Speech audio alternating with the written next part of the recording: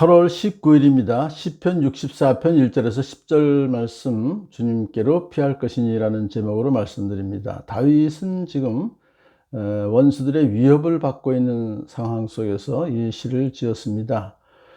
그래서 이제 하나님께 기도합니다. 하나님, 내가 탄식할 때에 내 소리를 들어주십시오. 지금 다윗은 너무나 어려운 상황 속에서 탄식하거나 마음에 근심하는 그런 소리를 지금 하고 있어요. 그래서 탄식하는 소리, 근심하는 소리를 들어주십시오라고 자기의 현 상태를 이렇게 고백하죠.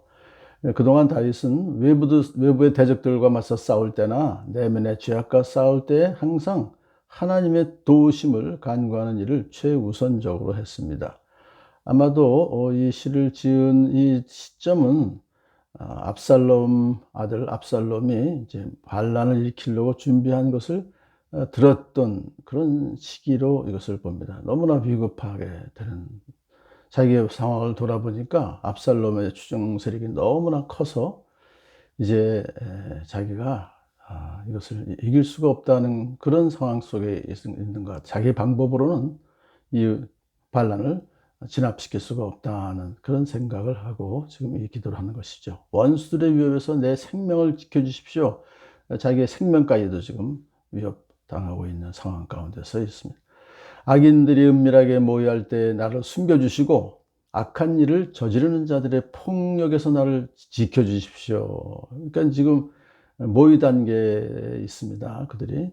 하지만은 그런 그 모의 단계에 있을 때에도 나를 숨겨주십시오. 왜냐하면 하나님은 다 그들의 일거수일투족을 면밀하게 살펴보시고 아시고 계시기 때문에, 그래서 자기를 그들의 눈에 미치지 않는 은밀한 곳을 숨겨주시기를 간구합니다.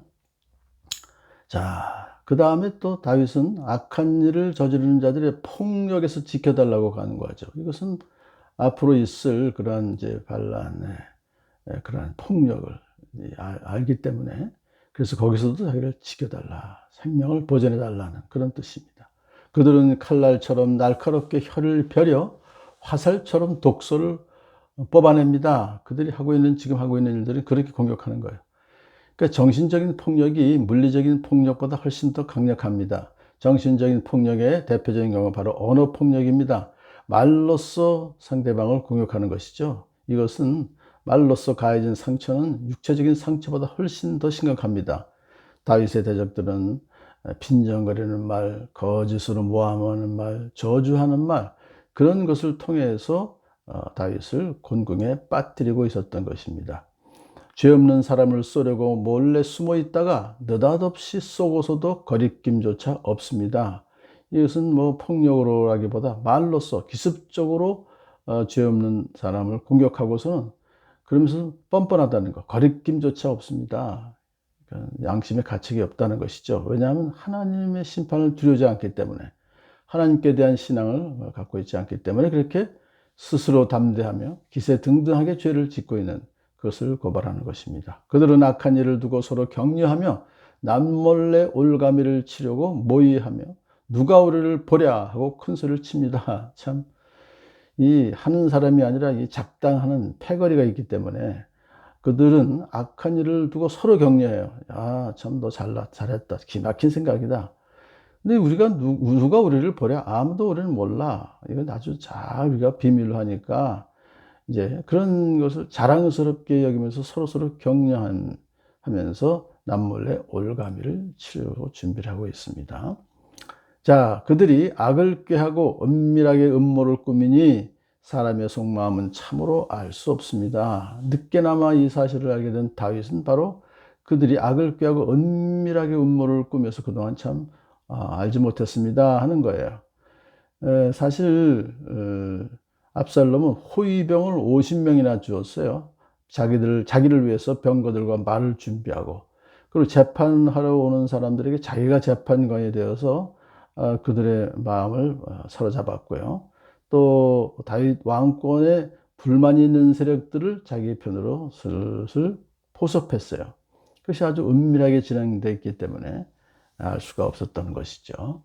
그게 그 모든 준비는 완벽했다고 생각할 수 있습니다. 마지막에는 전략가인 아히도벨까지 이렇게 포섭했기 때문에요. 정말 압살롬이 반란을 일으키자 너무나 그 세력이 커서 다윗 왕이 도망칠 수밖에 없었어요. 그러나 하나님이 활을 쏘실 것이니 그들이 화살을 맞고서 순식간에 쓰러질 것이다. 다윗은 그러한 하나님의 그 개입을 이제 기대하고 있는 것이죠. 기도함으로써 이제 그렇게 하실 것을 그런 언약을 받았다, 약속을 받았다라고 속으로 우리가 볼 수 있습니다. 대적들이 화살을 쏘듯이 하나님도 그들에게 화살을 쏘실 것이다. 그들이 갑자기 공격하듯이 하나님도 갑자기 그들을 넘어뜨리실 것이다 하는 걸 확신하는 거예요. 자, 사실상 그렇게 됐죠. 다윗이 도망가면서 아히도벨의 계획대로 하면 붙잡혀 죽을 수밖에 없는 것을 알고 후세를 보냅니다. 그래서 기도하죠. 아히도벨의 모략을 폐하여 달라고 하나님께 기도를 드렸고 후세를 보냈죠. 그런데 하나님께서 기도에 응답하셨어요. 압살롬이 어리석게도 아히도벨의 모략을 물리치고 후세의 모략을 받아들여서 결국은 다윗이 도망갈 시간을 벌어주었죠. 나중에 싸웠지만 양쪽에 이제 군사들이 함께 싸웠을 때 요압 장군이 이기죠. 그래서 압살롬을 죽입니다. 하나님도 그들에게 화살을 쏘실 것이다. 그런 예언적 것이 이제 이루어졌습니다. 하나님이 그들이 혀를 놀려서 한 말 때문에 그들을 멸하실 것이니 그들이 말을 그렇게 참 그 화살로 독소를 뽑아냈다고 그랬죠. 그런 것, 뭐 다 그것이 다윗을 죽이려고 모반하는 그런 모든 것들 때문에 다윗이 하나님이 세우신 왕 아닙니까? 그런데 그들이 한 말 때문에 그들을 멸하실 것이니 이것을 보는 자마다 도망칠 것이다. 이제 가담했던 자들이 또 주변에서 보던 사람들 다 보는 자마다 도망치고 가담했던 사람입니다. 압살롬에게.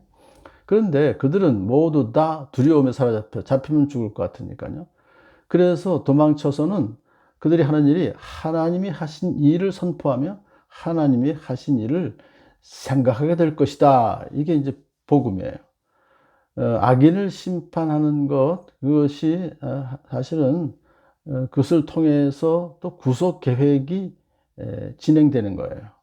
그러니까 목격자들이 결국은 도망치면서도 하나님을 두려워하면서 결국은 하나님을 찾게 될 것이다.